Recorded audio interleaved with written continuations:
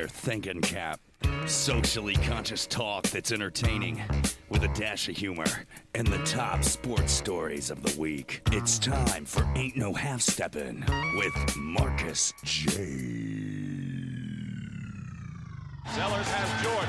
Jordan with 2 seconds to go. Puts it up and scores at the buzzer. Michael Jordan has won it for Chicago. Manning lobs it. Burris alone. Touchdown, New York. Down goes Frazier. Down goes Frazier. Down goes Frazier. He hits one deep to right center. That ball is out of here. The Yankees win the pennant. GlobalScaleRadio.net.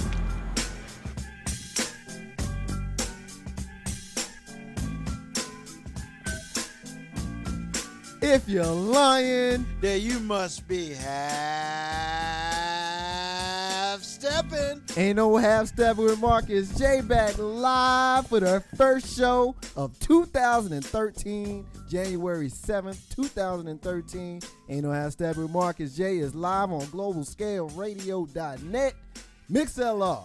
Ain't no half stepping with Marcus J, the highest rated show on GlobalScaleRadio.net. Get down with us tonight, 804-447-0601, 804-447-0601. As we do every single week, we bring to you a live show, a hot show. Ain't no half step with Marcus J. We got a lot to get into tonight. We're not going to waste no time. For the first time on Ain't no half step with Marcus J, we're going to hit you with a socially conscious or entertainment segment in the first segment right here. In the greeting segment, we're going to hit you up with a very, very abbreviated version of what the hell. We're going to be asking what the hell on a couple of things. After that, we getting into the National Football League. We had some games this weekend that we want to talk about. We had the Houston Texans win a game. We had the Seattle Seahawks win a game. We had the Green Bay Packers win a game. We had the Baltimore Ravens win a game. So we're going to get into all of those games. We got an injury we need to talk about. We need to talk about a retirement as well. Ain't no half step with Marcus J is live. GlobalScaleRadio.net. We're glad to have you with us tonight. We appreciate the fanship. We appreciate the love that we're getting. It's the first show of 2013. I'm excited. My crew is excited. We got the Dating Pool Diva and comedian Lissa P. They're going to be joining us in the show here tonight. We appreciate you checking us out. We got Carlton Banks and Big Rube that we're going to have here with us tonight, and we're going to go around the room and kind of check in with the fellas. First of all, we got Carlton Banks sitting on my right where he is every single week. Carlton Banks, how you doing, brother? I'm doing good, bro. Real good. You doing real good, man? I can't complain. If I did, I'd be twins. You be oh, wow. But you are a twin. That don't count. I mean, I'm just saying. You are a twin. How you doing, brother? I can't front, man. I'm having a good old time sitting here enjoying what happened yesterday and what's going on today and everything of that nature.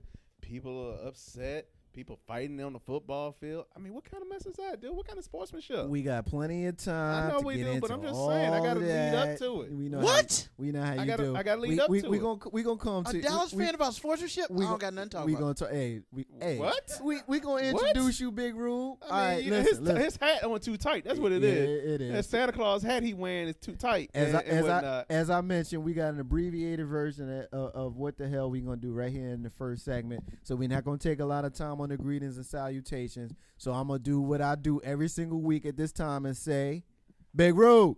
Yeah. Big Rube. Yeah. What's up, man? Not much, man. Things are beautiful. You doing wonderful? Of course. I'm glad. You get all loud. Because that's how I do, sir.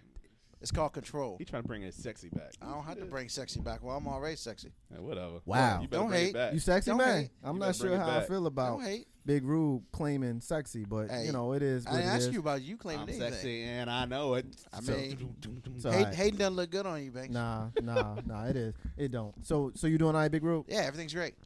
All right, well, good. I'm glad to hear it, and I want to take this opportunity to introduce our guest that's joining us. The first of our two, we got the Dating Pool Diva, author Charisma, that's joining us. What's up, girl? Y'all. How you doing? How y'all doing? You doing fabulously wonderful. It's good to see you. Looking Good good. to see you. Happy New Year to everybody. Happy New Year, Y'all girl. riding horses and stuff. Yep, you Oh, see I'm me leave right that there one on alone. Facebook. I How look was your- good, I'll don't leave I? that one alone. How was your week at Dating Pool Diva? It was good, relaxing. I didn't do a lot. Friday, I went dancing in D.C. Did some salsa. Get it, girl. Hey, But, look, listen, real quick, right? Uh-huh. Because Big Rube just alluded to the horse thing. So we're going to need you to share with us. Because, see, I already know. I'm not going to ask a question I don't know the answer to. Okay. You know, ask Steppin with Marcus J. But the listeners don't know what you meant by that, Big Rube, when you asked about the horses. Dana Pool Diva, why don't you share with us what he means by asking you about the horses? Well, on my wall is a picture of me on Kiwi, a horse that I rode in Florida, Tampa, Florida. And it was my first time riding a horse. You And said it was Kiwi? Kiwi. Yes. And it was very terrifying at first. Wow, I thought women love horses. My horse would not follow directions. It was running me into bushes. It was really like not doing what I asked him to do. You know what? It's terrible. First of It's all, terrible. you're supposed to be in control. You had the reins. I had no control. I was pulling just them weren't riding all on 'em right. kinds of ways. You know what? The horse was just being difficult. And then finally, after a You few didn't minutes, you didn't use your legs to control them. You know, you're supposed to duck them this way. duck pull 'em. the reins I that wasn't way. taught that. I wasn't taught all that. I was supposed to Man. kick them with my boot. I'm not kicking them with my shoe. I thought that was cruelty to animals, and I love Then why'd you animals. get on them then? Because I wanted You to just wanted to ride. ride a It big- was you on my wanted to ride a bucket big list. horse. It was on my bucket It was list. on your bucket bucket list. Yes. Ain't no half Steppin Marcus J. I know how you feel because I rode a horse for the first time this summer myself. And I came in, you know, I'm somewhat boisterous. I came in, you know, excited and stuff. And the lady said, yeah, we're going to give you this horse right here. So similar to your experience, I ended up getting a horse that had an attitude, you know. And that particular day, it was raining and the weather was not cooperative. But my horse acted a damn fool. And I'm guessing your horse acted a damn Yep. fool, too. Yeah, the first 10, 15 minutes. And then after, you know, the lead horse took charge, then my horse followed suit. Yeah. So that was good for me. Ain't no half Steppin with Marcus J. Real quick, we're going to get into it real quick, what the hell, before we move into the football segment. But first thing I wanted to share with you guys is a movie that I watched this weekend. I wanted to know if anybody seen the remake of Sparkle. Anybody see Sparkle? No, Yeah, I saw you seen that comment a about it. long time ago. Yeah. You talking about the one with Jordan Not Sparks? the one with Jordan Sparks. We're not talking about Why would Irene I watch Cara that? from 1976. I'm talking about Jordan Sparks from Why would I watch 2012. that? Well, I mean, it's a movie. It had Whitney Houston in it. It had Derek Luke, who raps Jersey City like I do. I wanted to see the movie. I watched the movie. You late. Yeah, I am somewhat late. I didn't get to go see it in the You shouldn't have movies. told nobody. Well, Ruben, when I'm just saying. I'm not gonna fuss at you because I mean, it's probably a wife thing, I'm not. so it's cool. It ain't got nothing to do with her. I wanted to see. Well, you should have Sparkle. used that excuse then. I wanted that to would see. have worked out. You're not gonna talk over me the whole show. I'm gonna just tell you that right now. Anyway, Sparkle was whack as hell. Dating Pool Diva. It Yes. was. It was terrible. It was. You And had- and I hate you had to other say thoughts? that. Well, my little sister, Lover, Net, shout out. She was a Sparkle fan when we was kids. So we used to watch Irene Cara and Philip Michael Thomas and, you know, Lynette McKee and Dorian Hare. We used to watch this when we was kids growing up. Now, she used to watch it. Let me rephrase that. I never watched it. I just knew it was on. No, I didn't. But I wanted to see this updated version. I wanted to see Whitney Houston in her final performance. I wanted to see Jordan Sparks. I wanted to see Derek Luke. I wanted to see Mike Epps, who was a real ass in this movie. Mike Epps was, Was it supposed to be an ass? yeah, he was. There's Yeah, no he way, played his part well. There was no way that you can watch. And I love Mike Epps, one of my favorite comic actors. But, man, I'm telling you, when you watch this movie called Banks, you're going to come away from it being like, yo, this dude was a real bad word for real. Dane Yes, Pool Diva, would yes. you agree? I Anyway, would agree. He did very well. If that was his role, if that was what he's he supposed to played do, it. he played his role. So, ain't no ask that with Marcus J. As I mentioned, I wanted to do an abbreviated version of what the hell in this particular greeting segment, and we will do that. Two things real quick I want to get into with regards to it. The more explosive one I'm going to save to the second story. The first one, I just want to ask, I don't know what kind of reaction I'm going to get from the crew on this one, but I'm going to ask the question. Last night, I was looking at Facebook, kind of blogging, going back and forth, and I heard a lot of people, or I should say read a lot of people blogging about this new reality show, which we talked about last week, reality shows and the craziness, all of that kind of stuff. But y'all, it's a reality show that highlights funerals. You know. Hold up, because I'm going to let you go first. No, you don't have to. No, I'm going to let you go. I'm going to let you go first. All right. There's a new reality show that highlights funerals. The best funeral. Basically, if you act crazy enough your funeral is the best funeral. Carl Banks, Oh my goodness. you were about to jump in and I cut you off, but please, before I say anything, please let me hear what your thoughts are on best funeral ever. First of all, I'm gonna I'll tell you like this. I was watching everything else on TV but that. But it kept freaking me out seeing people talk about this show. And I'm sitting here like, what are they talking about? And do I really want to even find out? Because, see, I'm not one for watching stupid reality shows. And just hearing Best Funeral, I had an inkling that this is going to be some stupid mess. And I'm not about to listen to it, really. Now, I will tell you that I've seen funerals, and I have, at the same time, videotaped funerals. I've heard of an instance where the man was going to have his suit changed before they buried him. Now, if it's worse than having my suit changed before I get buried in it, I don't want to watch it. I'm scared of it. You watched it? How much of it did you watch, Marcus? I actually didn't watch it. I'll be honest with you. I had so many people, blowing up my Facebook wall talking about this show, and all I needed to hear was what it was about. I get into this with cousin Terry a lot, who tells me that I'm a fraud. Those aren't her words; those are mine. But she basically tells me that I'm tripping for having an opinion about reality shows, but I haven't watched them. Mostly we talking about like the help me out, callbacks. The reality shows with the girlfriend. Basketball wives, that sort of thing. She gets on me for not having watched them and having an opinion on them, and I'm like, I don't need to watch a show called Basketball Wives to know that that's not something I won't watch. You know what I mean? I don't need to watch a show called Best Funeral Ever, Big Rube, to know that I don't need to see Wanda from Good Times on a reality show. You know what I'm saying, big bro? I must be the only dude on the planet who didn't hear about this, probably because I was not home last night watching anything.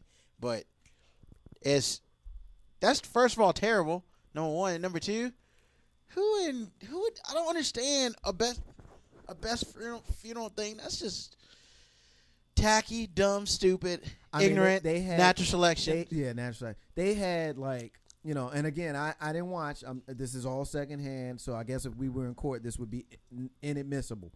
But I've been, right. But I've been told that they've had like Santa Claus as like the funeral director. They've had what you call the Irish guy, like the Celtic, like tell me, like the little Irish man from like Leprechaun.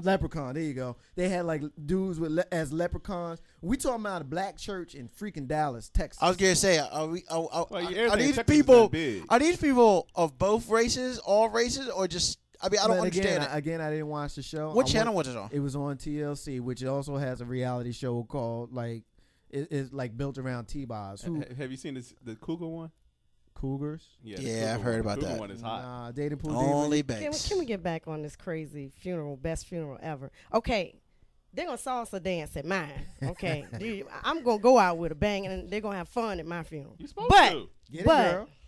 I just think it's crazy to make a reality show. You really think they're going to salsa dance at your funeral? They better salsa dance after my funeral at the reception. When you have a reality show, you do understand that there is a test group.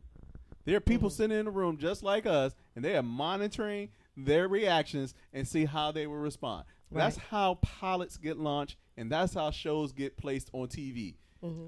Somebody enjoyed what they saw. Somebody said, this is good. We're going to put this on television. This might be the most ignorant thing on TV. This could be more ignorant than BET, and that's asking for it. Because BET can be quite ignorant sometimes. They know how Steppin with Marcus J. Don't blame it on BET, dude. No. BET as a whole can be very ignorant. Very ignorant. All I gotta do is say, what was it? What was that reality show? They didn't went to different colleges. Really? That wasn't ignorant. That wasn't ignorant. That was more ignorant than the Real World. I didn't say it wasn't ignorant. Okay, so why are you getting on College Hill, which was College Hill was terrible. HBCUs, but you can't say the same thing. Had nothing to do with the HBCU. HBC. It did have nothing to do with the HBCUs. Then why you bring it up? Because it's on BET.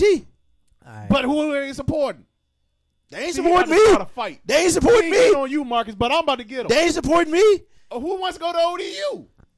Obviously. Case closed. So now because it's a black entertainment TV ran by white people, they supporting us.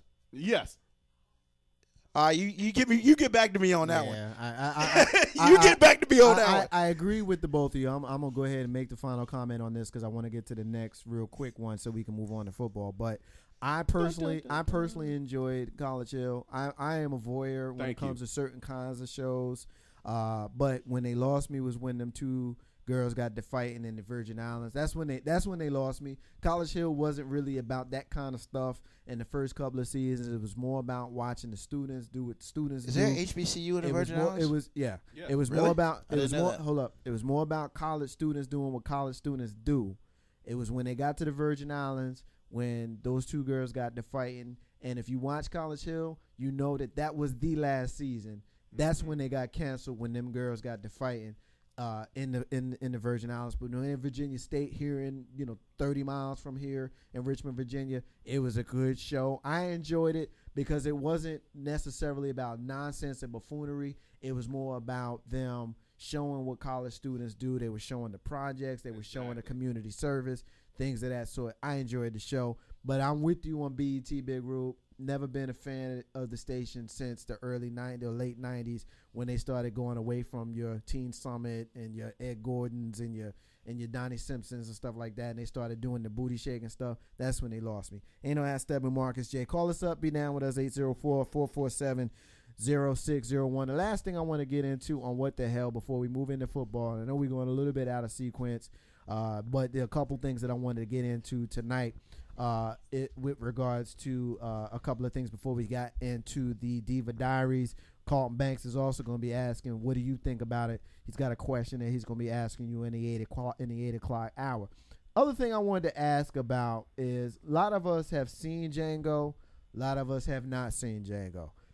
Question I'm going to ask is not necessarily for people who have seen Django. It's more about what you're seeing with regards to the aftermath of Django. The producers of the movie Django are now marketing dolls, slave dolls, to be sold to the marketplace. Now, Lil Banks is in the building with us tonight, which he typically is. Mama J is with us from time to time. I'm going to come to Carlton Banks on this one first. I don't know if you have seen the movie Django.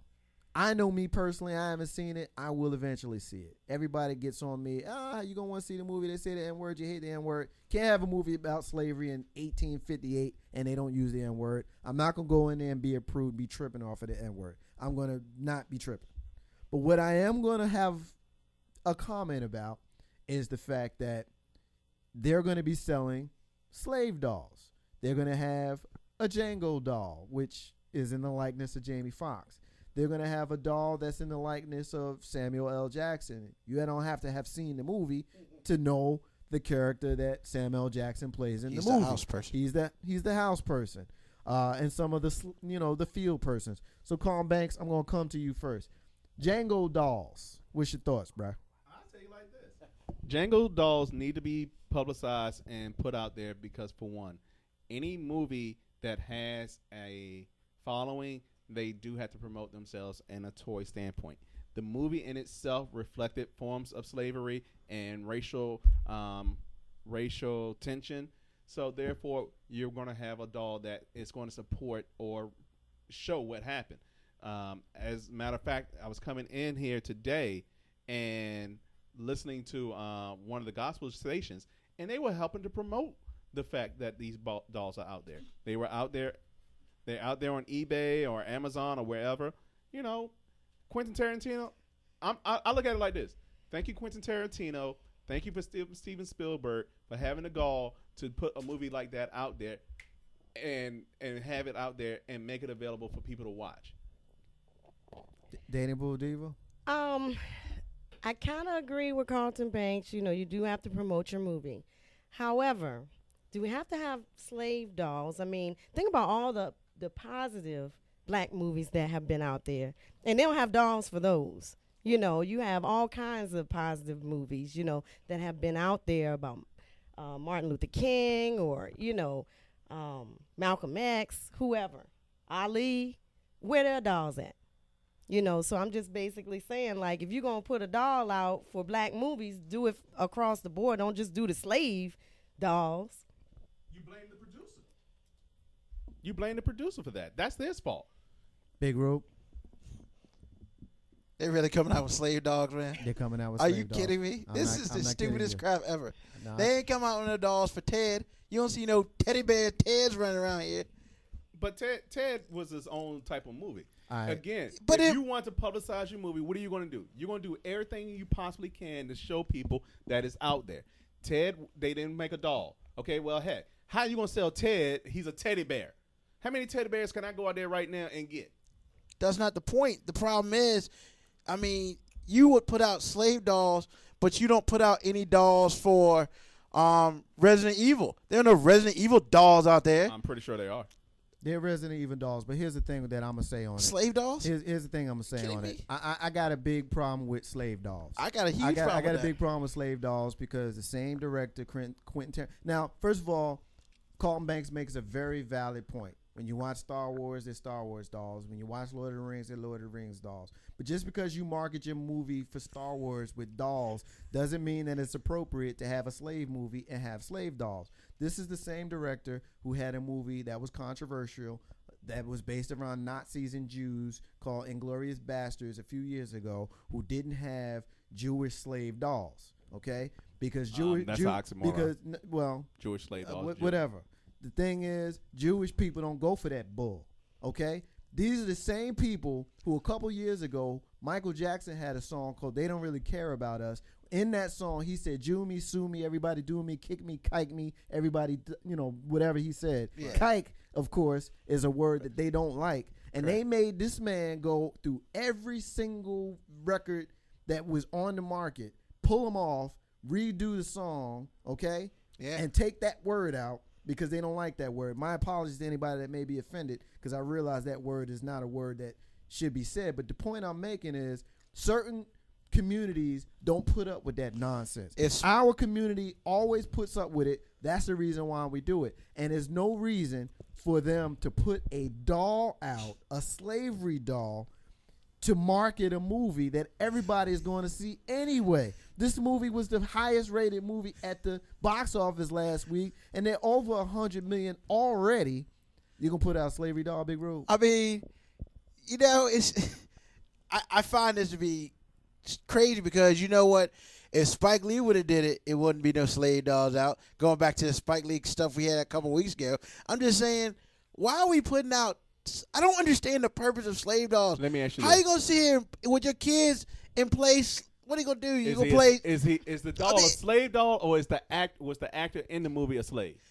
But Was the actor in the movie what's a the slave? difference? What's the difference? The difference is the doll is nothing but a It's a representation Right, of which- the actor, which And makes so it worse, the, dude. The title calling it a slave doll, you put that in front of it. How do you- say? Do you say there's a white Barbie doll? Do you say there's a black Barbie doll? I do.